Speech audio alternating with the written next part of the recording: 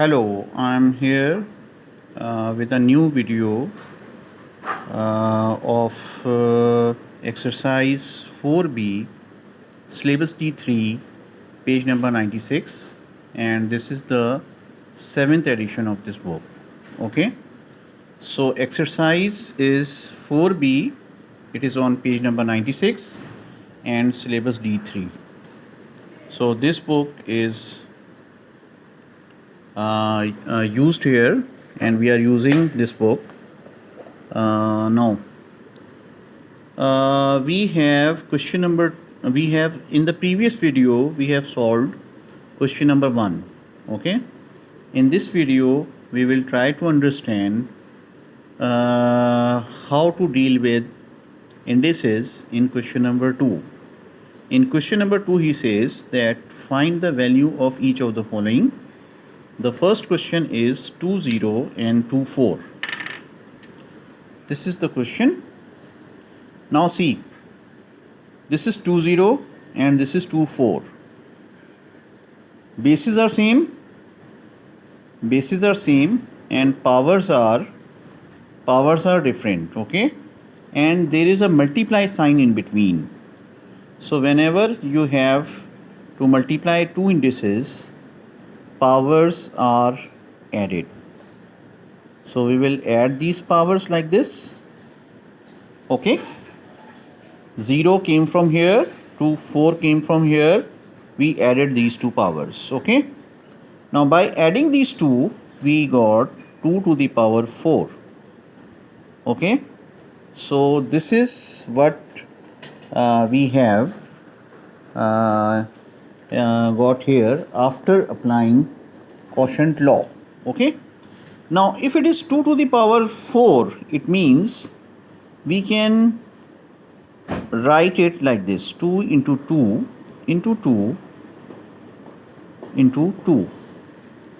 So this will give you collectively, when you will multiply these 2's 4 times, like 2 to the 4, 4 to the 8, 8 to the 16. So 16 is going to be your answer. Okay beta, now 16 is your answer. This was part A of question number 2, exercise 4B, page number 96, syllabus D3, 7th edition. Okay, if you followed this question, then we can move to the second part. The B part of this question says that variable says that the 7 to the power 2 multiplied by 7 to the power 0 divided by 7. You must have noticed that these two 7's have power. This one have 2's power and this one have 0's power. Powers are also called exponents. Their exponents are 0 and 2.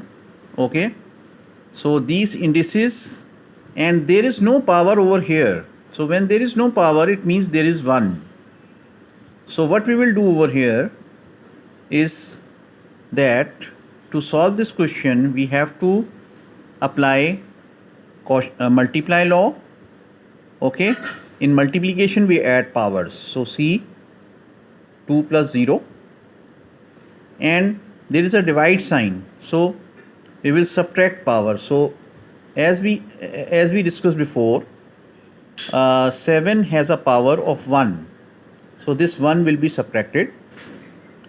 So this is 7, 2 plus 0 is 2 and minus 1. This is 7 to the power 1. 7 to the power 1 is only 7. So this is your answer. Now I am repeating the explanation again.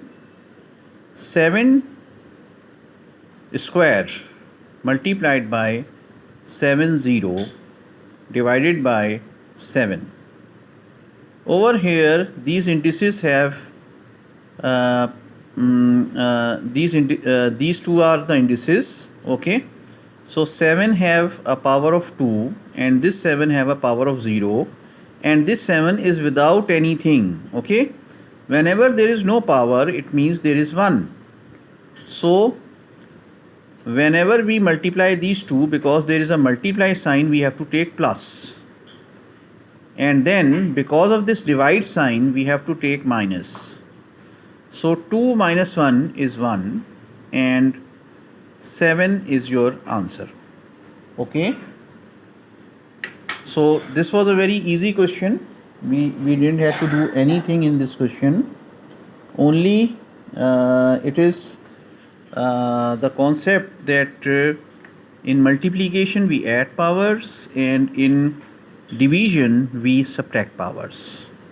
Now let's see what is happening in this C part. In C part of this question, 8 to the power 0. Okay, so whenever there is a 0 power, it means it is 1. Okay, now 8 to the power 64, 8 to the power 2 means 64. 1 minus 64 will give you minus 63, and this is your answer. Understood? I am explaining it again. 8 to the power 0 means 1. 8 to the power 2 means 64. 8's square is 64. 8 8's is 64. So 1 minus 64 is 63. And we take the sign of the greater number. So greater number was 64. Its sign was negative. So we will write negative sign over here. This is your answer. Now the next question. 6 to the power cube. Okay. And 6 to the power 0. And here we have 6 only. So where we have 6 only, it means 6 to the power 1. Okay. So which is normally not written. Okay. Now 6 to the power 3 means 6 into 6 into 6. Okay. And this 6 into 6 into 6 is written as 216. You know why I am doing it in rough? See, 6 to the power 3 is 6 into 6 into 6. 6 6 is 36. And 36 into 6 is 216. So 216 will be written over here. 1 will be written over here. And 6 will be written over here. Now, these two will be added. We will get 217. And when we will subtract 6 from 217, we will get 211. This is your answer. Okay. Is there any problem in this question? So please ask in the comments. Okay. These questions are related with basic concepts regarding indices, and if you know the concepts well, then these questions are very easy. Okay, I am ending the video.